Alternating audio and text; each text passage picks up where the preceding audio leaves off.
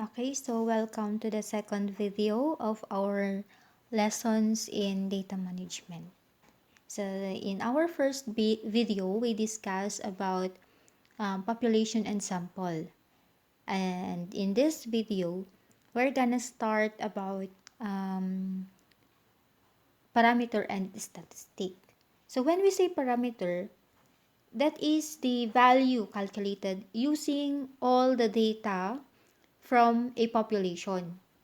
So it is a number that summarizes data for an entire population.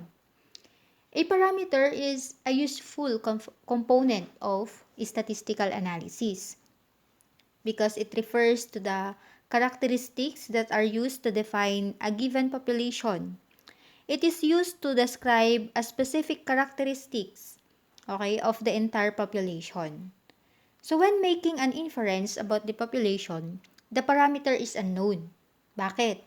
Kasi it would be impossible to collect information from every member of the population. Just like for example, sa previous video natin, what if your population is the whole population of the Philippines, which is 108 million.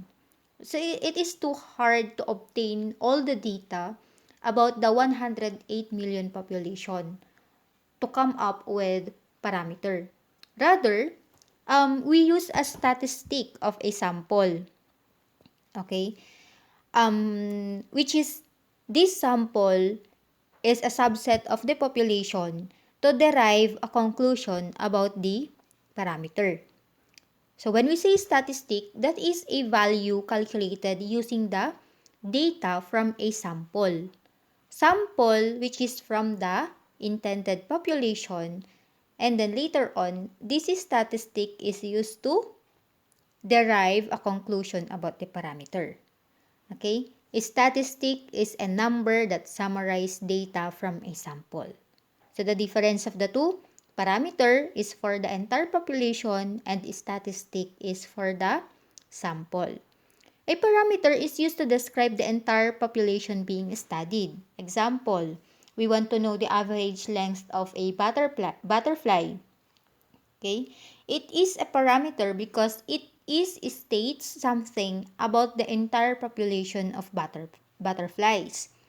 Parameters, as I've said a while back, they are difficult to obtain. But we use the corresponding statistic to estimate its value.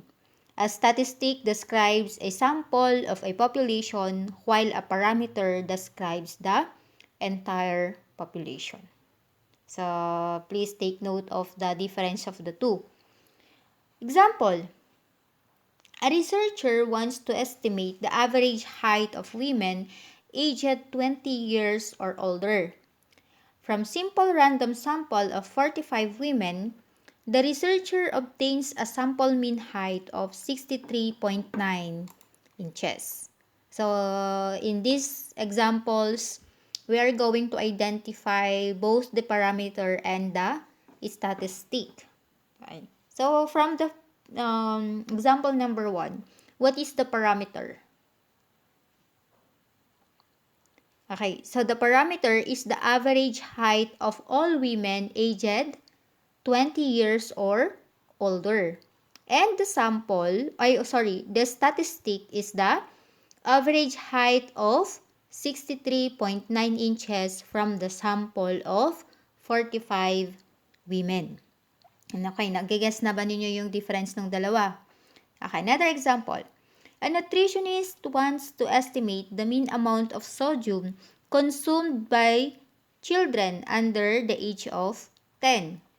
From a random sample of 75 children under the age of 10, the nutritionist obtains a sample mean of 2,993 milligrams of sodium consumed. So what is the parameter? Okay, the parameter is the mean amount of sodium consumed by children under the age of 10. And what about the statistic? Okay? Alright, okay. So the statistic is the mean of 2,993 milligrams of sodium obtained from the sample of 75 children. Next, how about number 3? What is the statistic and what is the parameter in this study?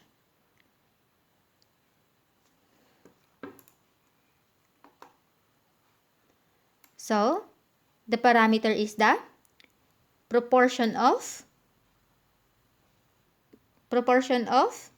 patients healed by Nexium in 8 weeks.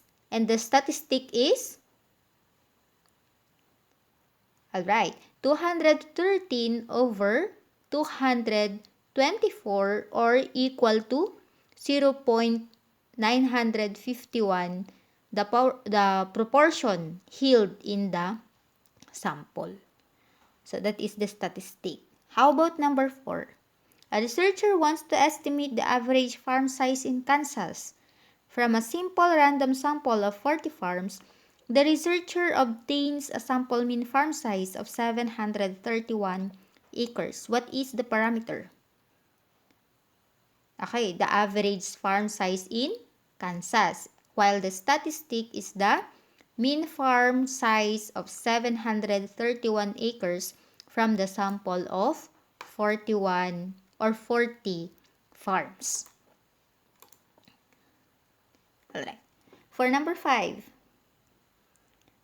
you can go over with your manual with these examples.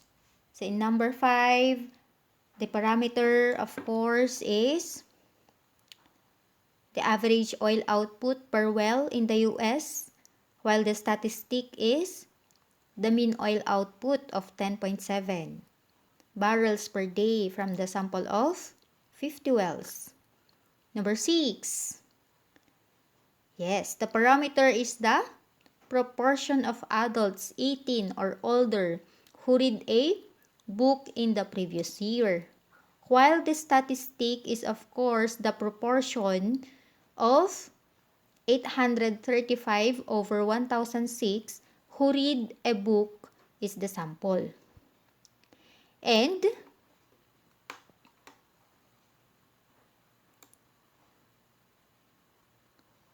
number 7. Oh, sorry. Another example na lang to. Number 7. The International Dairy Foods Association wants to estimate the average amount of calcium male teenagers consume. From a random sample of 50 male teenagers, the IDFA obtained a sample mean of 1,081 milligrams of calcium consumed. So the parameter in this study is the average amount of calcium that male teenagers consume, while the statistic is the mean of 1,081 milligrams of calcium from the sample of 50 teenagers. Next, number 2. A sociologist wants the proportion of adults with the children under the age of 18 that eat dinner together 7 nights a week. A simple random sample of 1,122 adults with children under the age of 18 was obtained, and 337 of those adults reported eating dinner together with their families 7 nights a week. So the parameter in this study is the proportion of adults with kids under 18 who ate together 7 days a week, while the statistic is 337 over 1,122, or that is 0.300, is the proportion in the sample who ate together. And lastly, a school administrator wants to estimate the mean score of the verbal portion of the SAT for students whose first language is not English. From a simple random sample of 20 students whose first language is not English, the administrator obtains a sample mean SAT verbal score of 458. Yeah, okay. The parameter is the mean verbal SAT score for students whose first language is not English, while the statistic is the mean SAT verbal score of 458 from the sample of 20 students. Okay. Now let's proceed to the different sampling methods. So there are two types of sampling methods. One is probability sampling and the second one is non-probability sampling. So when we say probability sampling, that is a sampling technique in which sample from a larger population are chosen using a method based on the theory of probability. So it uses randomization to make sure that every element has an equal chance to become a sample. For a participant to be considered as a probability sample, he or she must be selected using a random selection. And the most important requirement of probability sampling is that everyone in your population has a known and an equal chance of getting selected. So that is why probability sampling is more advisable na gamitin when it comes to selecting your sample rather than non-probability sampling. Especially if you want to minimize bias and error of your data, probability sampling methods is or are more advisable na gamitin. So for example, if you have a population of 100 people, every person would have odds of 1 in 100 for getting selected. So the probability sampling gives you the best chance to create a sample that is truly representative of the population.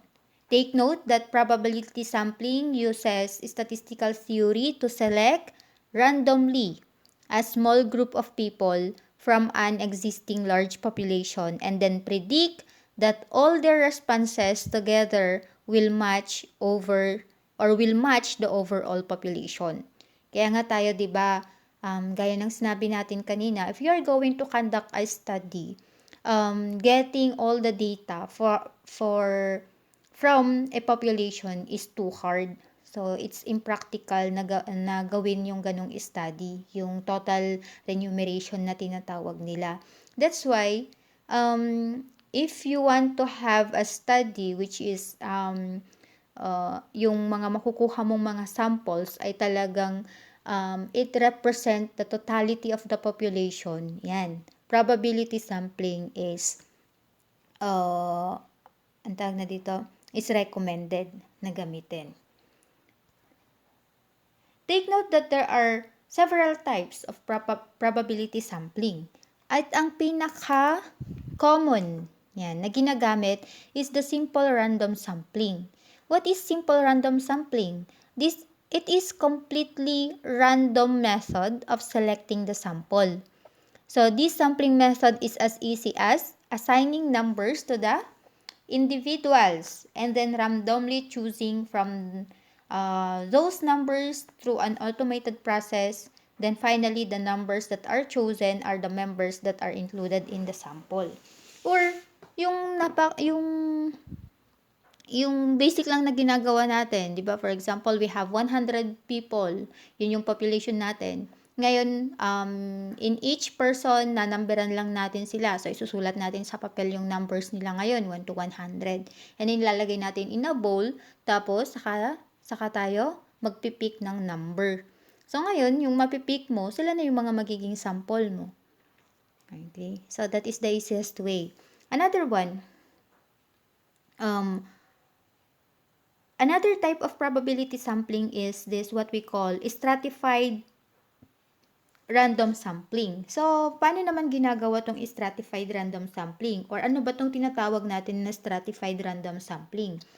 It involves a method where a larger population can be divided into smaller groups that usually don't overlap but represent the entire population together.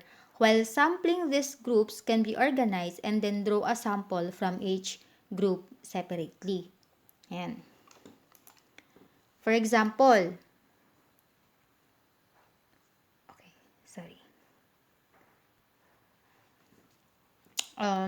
dito sa stratified sampling na tinatawag natin, example, ito yung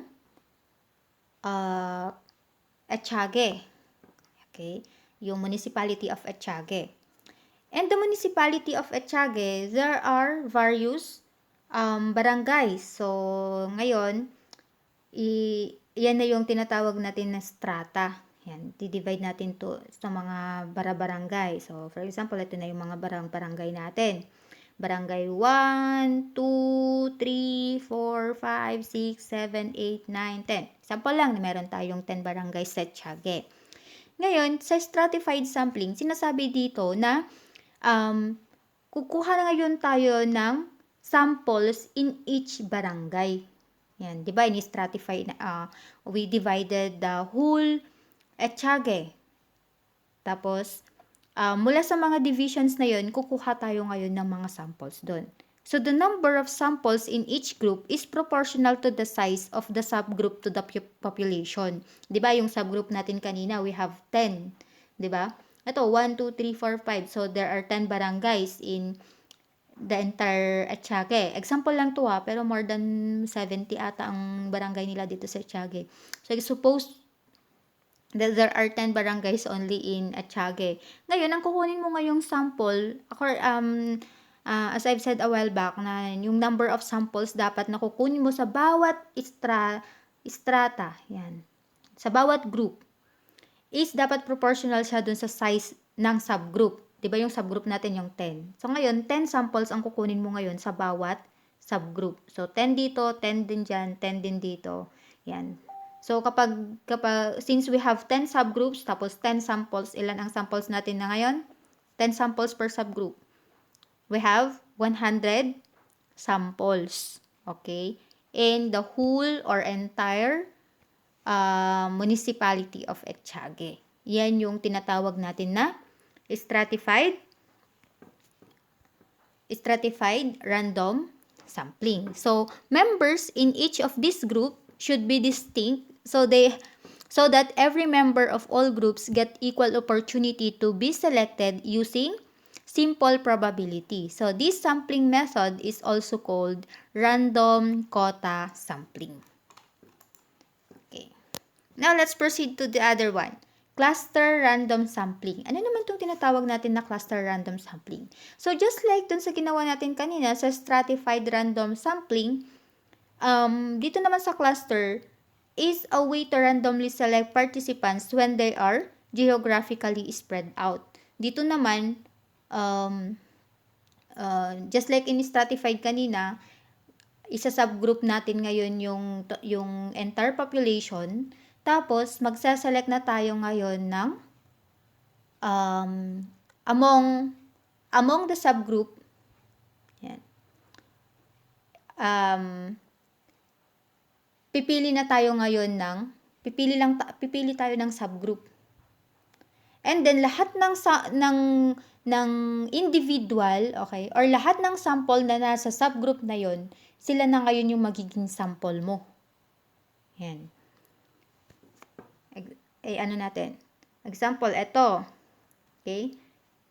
Yan. So, you have 6. 1, 2, 3, 4, 5, 6. You have 6 clusters. Ngayon, kapag bubunot ka, kukuha ka lang ng 2. Okay? 2 subgroups out of 6 subgroups. So, ngayon, ang nabunot mo, for example, is 3 at saka 4. So, ngayon, etong number 3 at saka number 4 na cluster ngayon, sila na lahat ng mga population o samples mo na nandyan, lahat ng mga nandyan ngayon na mga individuals, sila na ngayon yung magiging samples mo. Lahat nung nandun sa cluster na yon. So, that is what we call cluster random sampling. Okay, next.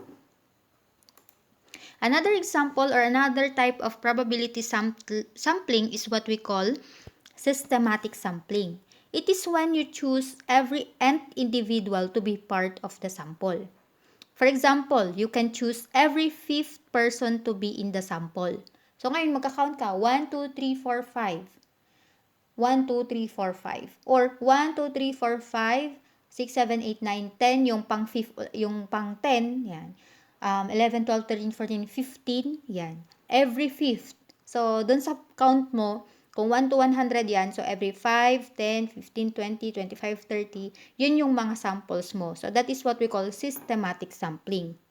Yan. Systematic sampling is an extended implementation of the same old probability technique in which each member of the group is selected at regular periods to form a sample. So there's an equal opportunity for every member of a population to be selected using this sampling technique. So that is systematic. Yan. So what are the steps? What are the steps involved in probability sampling? There are 3. Number 1, you need to choose your population of interest carefully. You need to think carefully and choose from the population people you think whose opinions should be collected and then include them in the sample. Yan. And then, determine a suitable sample frame. Your frame should be or should include a sample from your population of interest and no one from outside in order to collect accurate data. And you need to select your sample and start your survey. So, it can sometimes be challenging to find the right sample. Siyempre naman, di ba? Gaya nga ng example natin kanina, what if yung napili mong sample is not a representative of the population? Then, doon ka na magkakaroon ngayon ng error para sa study mo na yon. So, it is really a challenge to a researcher or to a scientist, to a researcher to find the right sample and determine a suitable sample frame. So even if all factors are in your way, there still might be unforeseen issues just like cost, quality of respondents, quickness to respond, kasi yung mga yun talaga napakahalaga din na i-consider yung mga yun. Getting a sample to respond to true probability survey might be difficult but not impossible. But in most cases, drawing a probability sample will save your time. Yan naman na. Will save your time, your money, and a lot of frustration. So, you probably can send surveys to everyone, but you can always give everyone a chance to participate. So, this is what probability sample is all about. So, when to use probability sampling? Kailan ba dapat gamitin ang probability sampling? That is when sampling bias has to be reduced. Ito na yung sinasabi ko kanina, di ba? That we need to reduce, or minimize the sampling bias. Also, when the population is usually diverse. So, when your population size is large and diverse, this sampling method is usually used extensively as probability sampling helps researchers create samples that fully represent the population. Yan. And also, to create an accurate sample. So, probability sampling help researchers create an accurate sample of their population. So, it is very important to use probability sampling kapag ito yung reason mo why you want to conduct a study. Yan. So, ano yung advantage ngayon ng probability sampling na sabi ko na kanina, cost-effective siya, simple and easy na gawin, and it doesn't require you yung sobrang in-depth na knowledge para gawin yung mga sampling method na to. So, they are very easy to do. And then, the second one, punta na tayo ngayon dun sa second category of sampling method. Kanina, we discussed about the probability sampling method. Now, let's proceed to non-probability sampling. In non-probability sampling, dito naman, not all members of the population have the chance of participating in the study. So, unlike in probability sampling, na kung saan each member of the population has a known chance of being selected. Dito na sa non-probability sampling, isa ng disadvantage nito of course is hindi mo na mami-minimize ngayon yung bias. Kasi nga, ito nga, hindi lahat ng mga nasa intended population mo ay may equal chance to be selected na maging sample. Okay? So, does not rely on randomization, thus, not all the elements has chance to become a sample. But non-probability sampling is a less intelligent method. This sampling method depends heavily on the expertise of the researcher.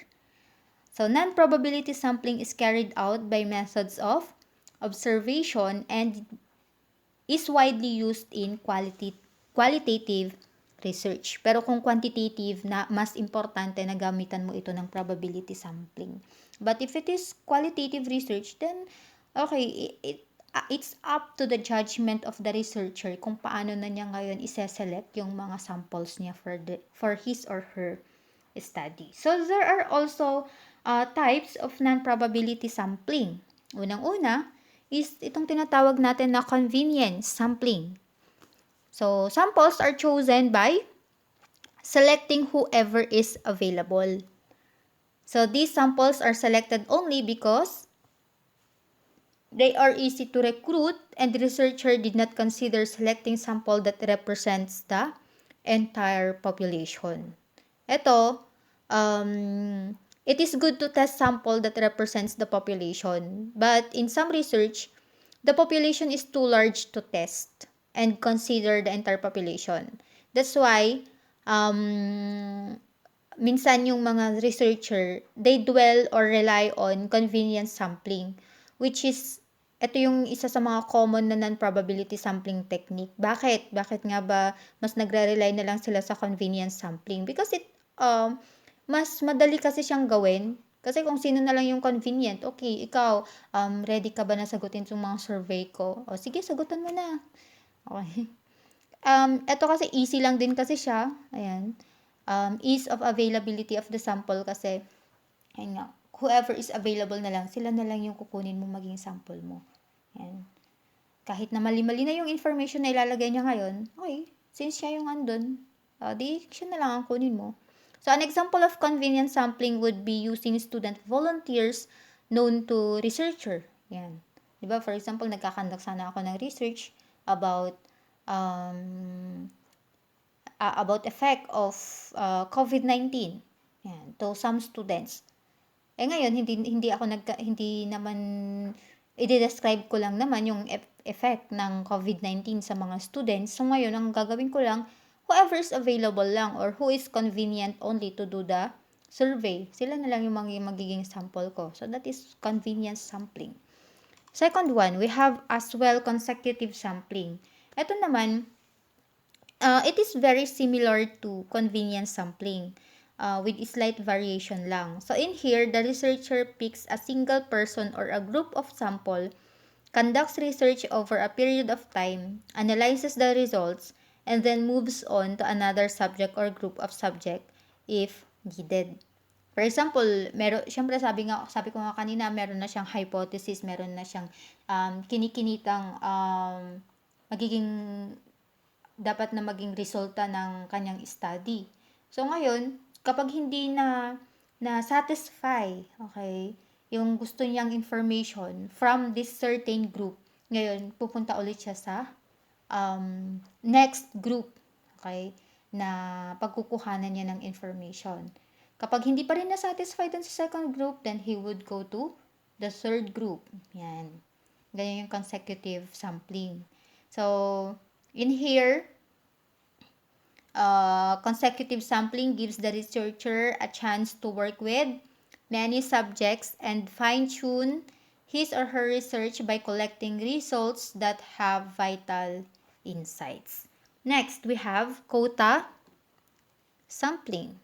Dito naman, variation to ng stratified sampling wherein samples are collected in each subgroup until the desired quota is met. Okay? Example, a researcher wants to study the career goals of male and female employees in an organization. And there are 500 employees in the organization. So these 500 employees are known as population. So in order to understand better about the population, researcher will only need or will need only a sample, not the entire population. So kapag ganito yung nangyari, researcher is interested in particular strata within the population only, ngayon, gagamitan niya ng quota sampling. So in here, quota sampling helps in dividing the population into strata or groups. Kaya ngayon, kapag na divide niya na, for example, there are 250 males and 250 females. Tapos ang kailangan niyang ang kailangan niyang sample is 100, yan. 100 from the male and then 100 from the female, yan. Hanggang ma-reach niya yung 100 kasi ngayon yung quota niya. Dapat 100 samples from females and 100 samples from male group yung kakailanganin niya. So, quota sampling. So, the groups of or strata is selected using quota sampling. And then we have also judgmental or purposive sampling. So the samples are selected based purely on researchers' knowledge and credibility. In other words, researchers choose only those who he feels are right fit to participate in the study. So, papakiramdaman niya kung sino yung fit dun sa survey na gagawin niya. So, judgmental or purposive.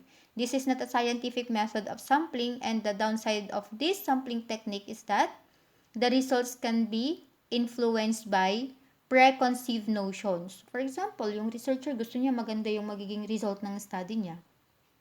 So, maaari na yung mga kukunin niya ngayon is yung mga pro to his study. Para nang sa ganun, magiging maganda yung result ng kanyang research. Okay? So, this is another type of non-probability. And then we have also snowball sampling. When we say snowball sampling, helps researchers find sample when they are difficult to locate. Example nito ay yung mga example ng study na to ay gusto mong i-interview yung mga may HIV. Siyempre naman, sino naman daw yung mga patients na gustong i-declare na they are HIV patient, 'di ba? Kaya ngayon, meron tayong etong snowball sampling na kung saan i-refer ngayon. Yan. I-refer ngayon nung certain person na to na si ganito. Yan. I think he has this disease. So, baka makatulong siya. O kaya naman, sakit sa puso. Yan. Syempre yung mga may sakit sa puso, minsan nag-uusap-usap naman sila, 'di ba? Kaya ngayon malalaman nila, ay si ganito i-refer nila ngayon si ganitong kumare ko may sakit siya sa puso. So maybe you can ask him about your study. Yung mga ganun. So that is what we call snowball sampling. And we have also voluntary response sampling. This is 'di ba, if you are in a crowd, tatanungin mo na lang sila, okay, who wants to volunteer para sagutin tong survey ko. Yan. You are going to allow the sample to volunteer himself. So that is what we call voluntary response sampling. And then referral sampling, ito halos pareho lang din siya dun sa may snowball sampling natin kanina. So magre-refer lang. I-refer yung magiging samples, kung sino yung mga prospect na samples. So, when to use non-probability sampling? So, this type of sampling is used to indicate if a particular trait or characteristic exists in a population. This sampling technique is widely used when researchers aim to conduct qualitative research. Yan, o kaya mga pilot studies, o kaya exploratory research. Also, it is used when researchers have limited time to conduct research or have budget constraints. Kaya ngayon, mas magre-rely na lang sila sa non-probability sampling techniques. Or, this is conducted to observe if a particular issue needs in-depth analysis. Yan. For example, gumamit ka ng probability sampling pero kinulang pa rin yung data mo.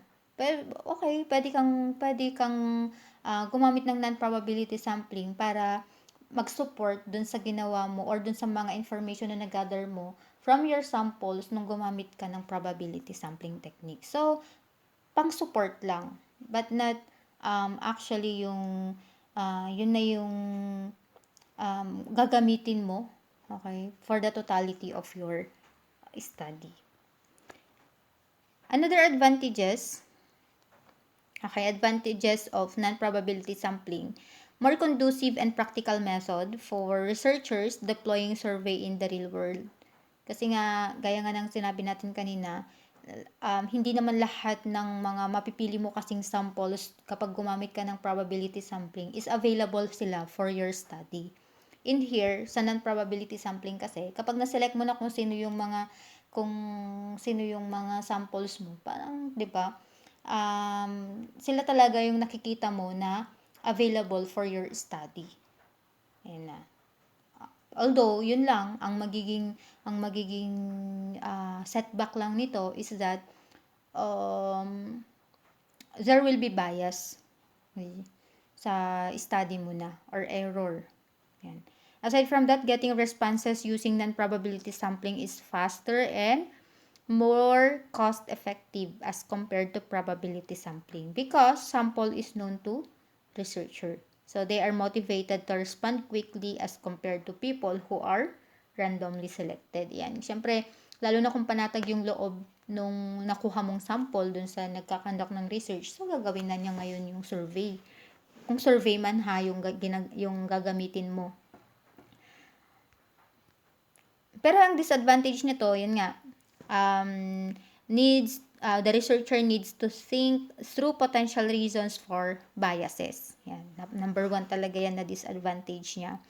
And then, pangalawa is, the researchers need to be careful about recruits distorting data. Kasi baka mamaya na ganyan, okay, nag-volunteer nga siya. Kaya pala siya nag-volunteer kasi gusto niya na magiging erroneous yung mga information na magagather mo. Para nang sa ganun, magiging mali yung mga information na ilalagay mo sa study mo. Hanggang sa mali na yung mga ma-feed mo ngayon dun sa result ng study mo. So, pangit naman yung ganun. So, just be careful. So, at the end of the day, research is carried out to obtain meaningful insights and useful data. Now, what are the possible sources of bias? Yan, siyempre, number 1, sampling bias. That is when sample is not a representative of a population. Kaya napaka-importante na unang-una pa lang dapat alam mo na yung target population mo. Para nang sa ganun, pag alam mo yung target population mo, malalaman mo na din yung samples mo. Yung mga target samples mo or intended samples mo. Kasi sila dapat yung mga manggagaling sa target population mo. Also, voluntary response bias. Kapag nag-volunteer lang yung mga samples mo. Often occurs when the samples are volunteers. Self-interest study. Ito, kapag yung researcher meron siyang gustong maging outcome. Okay? Or gusto niya maging maganda yung results ng study niya. So, self-interest. Kasi gusto niya pang best paper, yung thesis niya, pang best thesis. Kaya ngayon, i-distort na niya yung mga information na magagather niya. So, self-interest. Response bias. That is when the responder gives inaccurate responses for any reasons. Maaaring takot siya dun sa researcher. Kaya ngayon, kung ano na lang yung gusto ng researcher na isasagot ko, yun na lang ang isasagot ko kahit hindi tama. Wrong. So, magiging response bias na yun.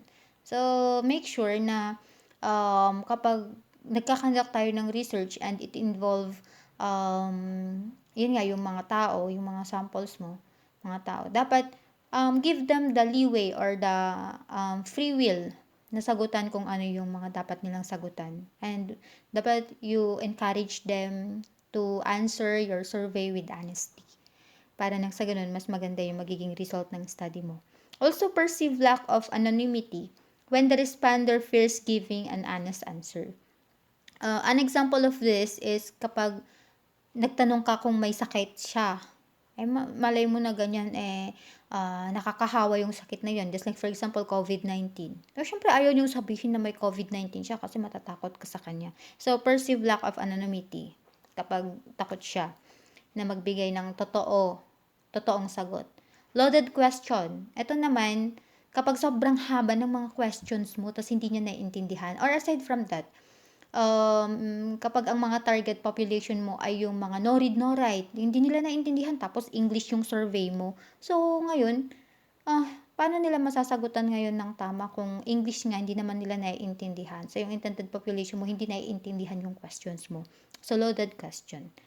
And non-response bias. That is when, yung non-response kasi, kapag yung naselect mo kasi na sample is ayaw niyang magsagot or he has no time to answer your survey, for example. So, non-response bias. So, isang ano na yun, isang error na yun dun sa study mo. That's why it's very important na kapag yung mga selected samples mo, encourage them to answer.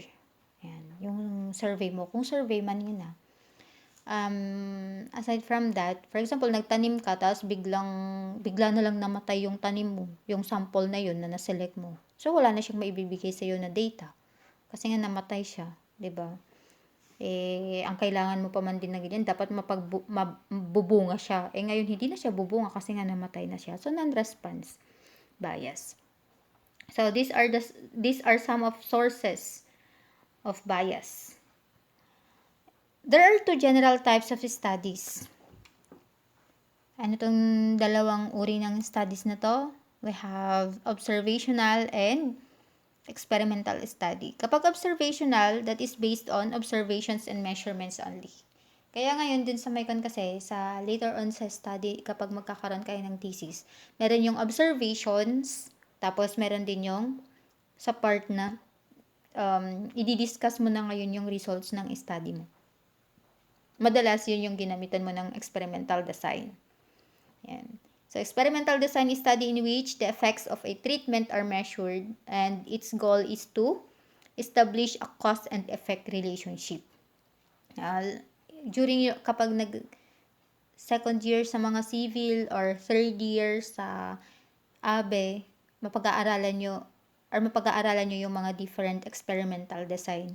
Especially sa mga ABE kasi sa mga thesis ninyo later on, napaka-importante na may knowledge ka sa statistics kasi, yun nga, mostly sa mga thesis na kinakandak is ginagamitan siya ng statistical analysis. Yan. And we have two types of variables, the independent variable and the dependent variable. Siyempre, yung independent variable, ito na ngayon yung mga manipulated by the researcher. Usually yung mga treatments, yan. And yung mga independent variable. While the dependent variable is yun yung mga affected by the treatment. For example, ang treatment mo is fertilizer. So, ano ba yung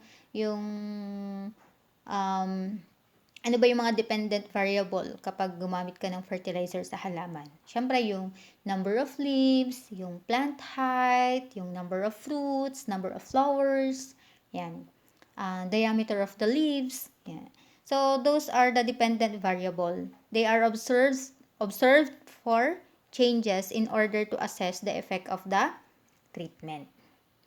Then, the types of groups in an experimental samples, we have control group and the experimental group. So, when we say control group, that is the group that does not receive the treatment. So, kung irrigation yon, irrigation ang treatment mo, no irrigation siya. Kung fertilizer, no fertilizer at all. So, hayaan mo lang siya. Yan. So, treatment or experimental group naman, ito yung mga nagre-receive ngayon ng experimental treatment mo. It could be treatment 1, treatment 2, treatment 3, treatment 4, or treatment 5. Later on, mas malalaman nyo kung ano yung mga tinutukoy ko na groups of experimental samples. So, ano naman ang tinatawag natin na datum, data, or dataset? Datum, single measurement of or observation. Data, yan, measurements or observations. Plural form lang yan ng datum. And dataset, that is collection of measurements or observation. So, different data. Yan. Set of data. Then, types of data, we have numerical or quantitative and qualitative data. Okay, so that ends our second video. Thank you for watching.